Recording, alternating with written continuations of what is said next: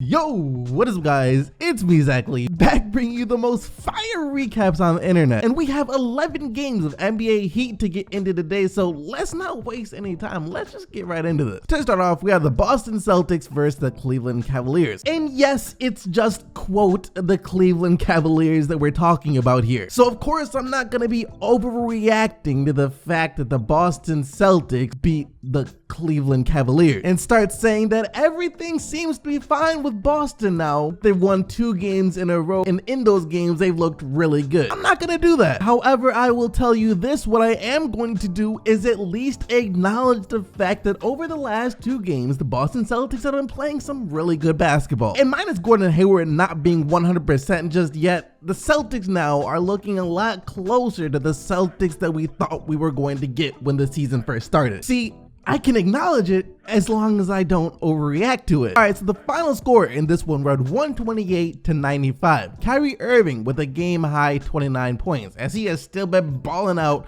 ever since he got that haircut. It's crazy how much of a difference just cutting your hair can make. I might need to go get a trim up after this video. And like I said, for the Boston Celtics, this was their 2nd game in a row, which they looked a lot closer to the team that we thought they were going to be. And for Boston in these last 2 games, the only difference for them as a team has been Jaylen Brown being out with some back stiffness and Marcus Smart starting in his place. Now, like I said, I'm not going to be starting out this video overreacting and pointing out the fact that this has to do with Jaylen Brown being out. The Celtics struggles are 100% Jaylen Brown's fault and that he gotta go. See, I'm not gonna go that far. I'm not gonna overreact by saying something like that. It's been 2 games. You can't jump that sort of conclusion after just 2 games. However, what I will say is I know the Boston Celtics have noticed this too. Yeah, I know over the past 2 games, they're thinking to themselves, dang, we've been playing real nice over these last 2 games. I wonder what the difference is. Jaylen Brown not being in the lineup. And if I'm going to be 100% honest here, I think the Boston Celtics should look to keep Jaylen Brown out for at least 1 more game. The Celtics have a game tonight against the Minnesota Timberwolves. Jaylen Brown was talking about yesterday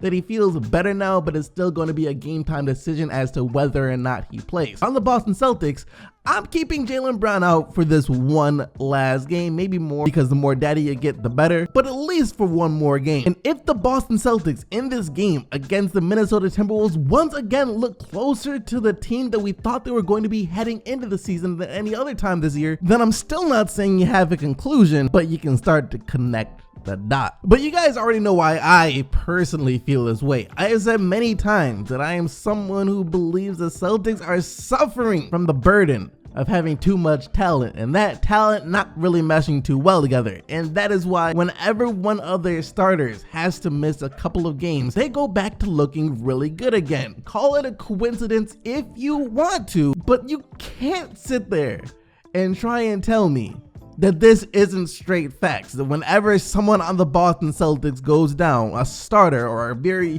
key player goes down, they start to play a lot better. Do you know why that is? Because he just took himself out of the equation. That's 1 less piece of talent that doesn't mesh well together. Next up, we got the Washington Wizards versus the Philadelphia 76ers. And yo, if this is as good as this Washington Wizards team is going to get this season, if how they're playing right now over these past 10 or 11 games is as good as they are going to play this season, the Washington, what are you waiting for? You're wasting too much time. You gotta blow this thing up ASAP. Washington got manhandled by Philly yesterday, 123-98. Philly is now 16-8 on the year and 7-2 ever since they traded for Jimmy Butler, while Washington, on the other hand, is just 8-14 on the year. And like I was saying, Washington needs to be just a bit more aggressive in their attempts to trade everyone on this team if this is as good as they're gonna get. Because I have seen and heard quite a few people actually saying that Washington is starting to turn it around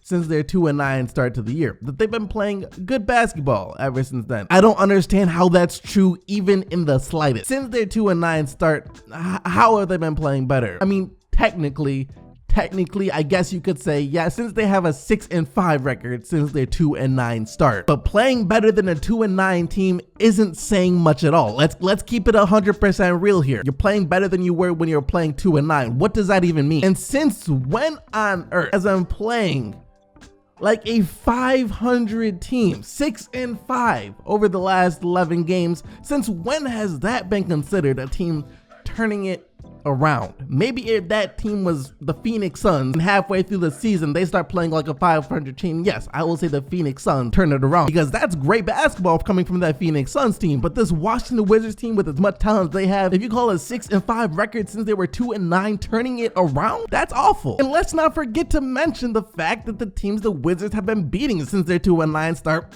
have been equally as awful, except for the Clippers, because I think that was more of a grudge match between John Wall trying to get back at Marcin Gortat because those two didn't like each other. So that's a completely different story. But other than that, they've beaten the Heat, who aren't even a 500 team of the year. They beat the Cavs, they beat the Pelicans without AD, the Magic, the Knicks, and the Rockets when the Rockets were without Chris Paul, and they were losing to the likes of Cleveland. Look, I'm sorry, but I fail how to see getting manhandled by every good team in the league, then sometimes being able to beat the bad teams of the league is you turning your season around when you have as much talent as the Washington Wizards do. For the next game of the day, we have the New Orleans Pelicans taking on the Miami Heat. And the Heat on the surface might not be as dysfunctional as a team like the Washington Wizards, but I mean, watching the Miami Heat play this season gives you that feeling you get when you drive by a Kmart. It's like you see them, or I guess in this case, you watch them, and then you just start thinking to yourself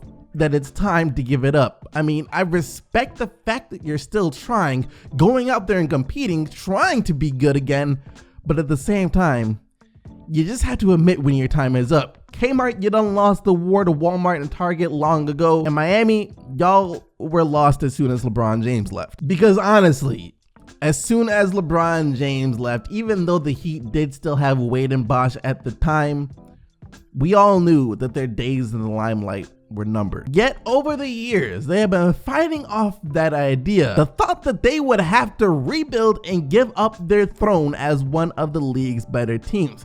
But with each passing year, the fight has become more and more helpless. So they're at the point where they are at now, where they've already lost their spot among the league's best teams and are still fighting, hoping that something will change so they can get their spot back. And that's why they've been fighting this inevitable rebuild that they've been facing ever since LeBron James left. But Miami, it's time now to just give it up. It's time to rebuild. Whiteside, Dragic, Olynyk, Ellington, everyone not named Josh Richardson, Bam Adebayo, and of course Dwayne Wade, it's time to say goodbye to and get ready for that race to the bottom this year. The Atlanta Hawks versus the OKC Thunder. So the Thunder won once again. Just had to get that out of the way real quick. But now with that out of the way, one thing that I don't typically like that some fans do is discredit the success a team is having early on in the season based upon the difficulty of their opponents. And the reason I decided to bring that up right now is because that's what I've seen people been doing to the OKC Thunder so far this year.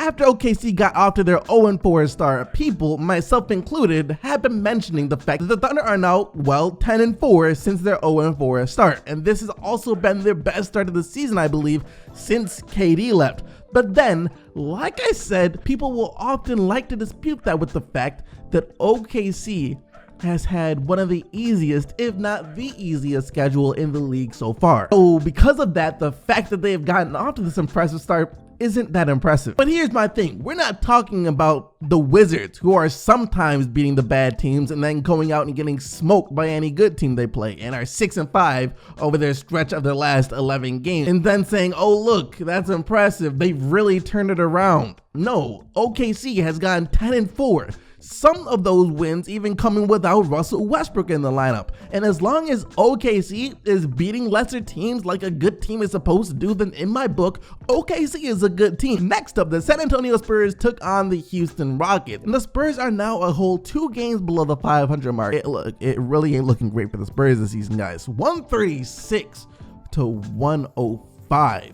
They lose to Houston. All great things must come to an end, I suppose. The Los Angeles Lakers versus the Dallas Mavericks, and the Mavericks were the ones who took home the win the last time these two teams played, I believe. This time though, it was the Lakers who got the 114-103 win, as LA is now 13-9 on the year. And I think the only people who will say that the Lakers are a bad team this year are the people who either A, legit thought they were going to be a championship team this year and then came to their senses, or B, people who just hate LA in general. Because look, the Lakers aren't championship contenders, of course. No one should be thinking that they are right now, but they're not bad either. And that is, of course, because they have LeBron James. And no team that has LeBron James will ever be considered bad. The Portland Trailblazers taking on the Denver Nuggets, and what I think would make for a pretty interesting first round matchup in the Western Conference this year. And I know McCollum had to be upset when his last second game winner attempt did not